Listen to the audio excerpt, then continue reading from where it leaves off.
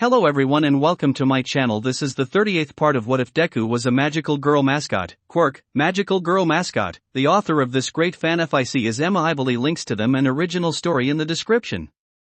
Chapter 38, Melissa's Choice. Melissa looked at the little animal in front of her. She knew she would be helping right now there was nothing she could do. These were all hero students with quirks. And many of them were trying to fight off the robots. They had to take back the system. And she was the only who could do it. But it still felt like she was doing nothing. Not to mention the possible ability to have something like a quirk. Sometimes she did feel lonely that she didn't have a quirk. Not to mention that many of her friends were only friend with her because of who her father is.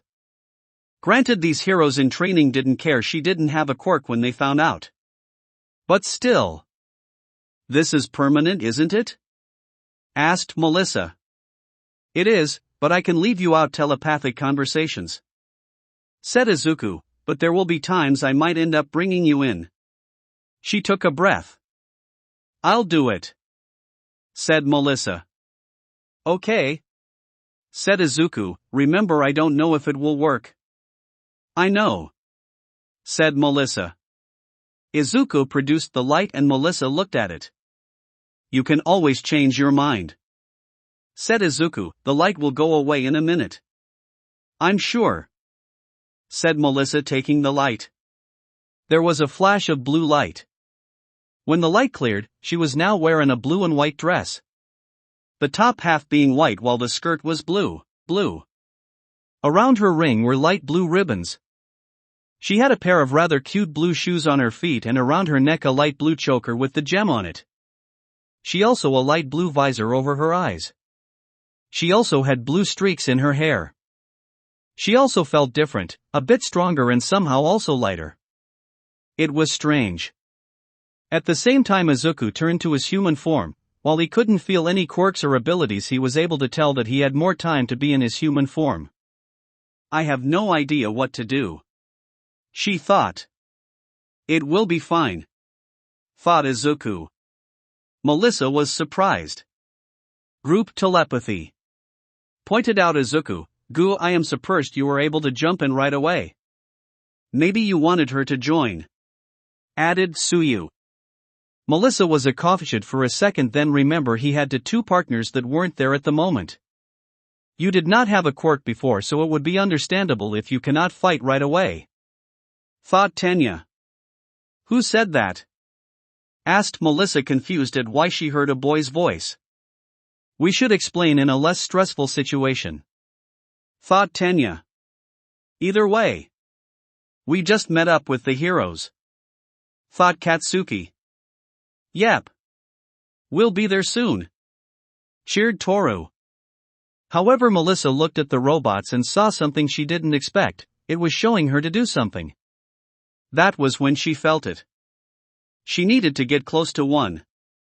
I need to get close to one of them. Called out Melissa. I got it. Said Achiko, summoning her wand and erasing the gravity for a few of them. Melissa approached one of the robots and touched it. When she did, the screen of the goggles were showing what to do. As she did, the robot began to act differently. Put that one down. Said Melissa. Achiko did, and the robots began to attack the others. What? Yelled Kaminari. I have some sort of ability to hack by touching electronics. Thought Melissa. Maybe you should tell the ones who aren't part of this conversation. Thought Suyu. Oh right. Said Melissa, I think my powers let me hack into something I touch. Wow. Really? Asked Mineta. Do you think you can hack into the system form here? Asked Kaminari. No. I still have to get up to the main computer for that. Said Melissa, but I think I might be able to take over certain systems in certain locations. Something is finally going right. Cried Mineta. You might want to hack in more robots though. Said Kirishima, punching one. Don't worry. Backup has arrived. Called out a voice. That was when suddenly something invisible started to strike the robots. When a good chunk of them were down, they saw that the four heroes along with the other magical girls, and Ishido, had arrived. "All right. These are a lot of robots," said Inker. "Considering everything, it's probably a good idea if you stick around," said Kissy. "Are you sure?" asked Izuku. "The place is probably swarming with these things," pointed out the taller hero. "Yeah, not a good idea to let you guys fight them off alone," said Hammer Hand. "But I should get control of more of them," said Melissa. However, the fact that Melissa was able to hack into the robots was getting noticed. In the ballroom. "What do you mean something is hacking in some of the robots' systems?" asked the leader. "I don't know, it's strange, it's like one robot at a time is failing," said the person he was talking to. "Looks like I have to push up my plans," said the leader, who began to leave. "Send someone to the level where it's happening. It seems like we can't use the building's security robots." Meanwhile, most of the robots were either taken out or put under Melissa's control. However, Mineta, Kaminari, and Kirishima were staring at Toru. "I guess you don't recognize me like this," laughed Toru. However, the three immediately recognized her voice. "Hagakure," said Kirishima, surprised. "No way. You're visible," said Kaminari. "And totally gorgeous," said Mineta. "You want to join the team?" asked Katsuki. "Now's not the time," said Izuku. Katsuki just glared at Mineta. "Should we continue our original plan or head elsewhere thanks to your new albites?" asked Tenya. "Do you think heading to the elevator will work?" asked Yayorozu. "Possibly. If not, I know where to go from here," said Melissa, "but if I can get it under my control, we'll have nothing to worry about." They all headed to the nearest elevator. "Should we be in such a large group?" asked Shoto. "Probably not a good idea to split up again unless we absolutely have to," said the taller hero. Said Izuku. "Ask them about their quirks later, Deku, not now," mentally muttered Katsuki. That was when more robots appeared. Thankfully, the robots that Melissa had under their control came to their defense. "All right. Do this," said the taller hero. He got on a handstand and his legs suddenly extended. He was a hero that was named Spider Legs. Quirk let him extend his legs to deliver harsh kicks. Tenya summoned her wand and slowed down some of the robots. "Melissa," said Tenya. "On it," said Melissa. "Hey. Icy hot. Do you think now's a good time for some cover?" asked Katsuki. Shoto nodded and created steam to confuse the robots. "Deku," called out Katsuki. "Right," said Izuku. The two of them were in perfect sync as they both delivered explosion to the robots. Thanks to more robotic backup, this group was taken over much faster. They got to the elevators and Melissa saw that by touching the buttons she could disconnect the elevator to the rest of the systems. "How do you even know you can hack into it?" asked Achiko. "Oh, this visor acts like a computer screen," said Melissa as they waited for the elevator, "so it's not just for glasses. I guess it makes sense since the powers are trying to compensate for something," muttered Katsuki. "Wait, does yours do anything?" Kaminari asked Tenya. "No, they're just replacement glasses," said Tenya. "So I guess the goggles do nothing," said Hammer Hand. And the elevator doors opened, however the elevator wasn't empty. Someone had come out of it. "Oh, look at what we have here," said the villain. He turned his arms to blades. He quickly deduced that Melissa was the one who was doing everything and attacked. However, this was a really dumb idea in front of 4 pro heroes and many hero students. Izuku managed to be the one to strike him first by turning on Shoto's quirk and launching a fireball at him. "What the?" yelled villain.